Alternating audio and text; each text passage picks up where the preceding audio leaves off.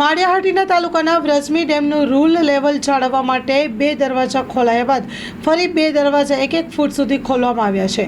માળિયાહાટીના તાલુકામાં સતત વરસાદ પડી રહ્યો છે। માળિયાહાટીના તાલુકામાં વાદરવડ ગામ નજીક આવેલ વ્રજમી ડેમ સહિત ઉપરવાસમાં સતત વરસાદ પડી રહ્યો છે, જેના કારણે વ્રજમી ડેમના પાણીની સપાટી ઉપરમાં વધારો થઈ રહ્યો છે, જેને લઈને ડેમનું રૂલ લેવલ જાળવવા માટે 2 દરવાજા ખોલાયા બાદ ફરી 2 દરવાજા 1 ફૂટ સુધી ખોલાતા કુલ 4 દરવાજા ખોલવાની ફરજ પડી છે।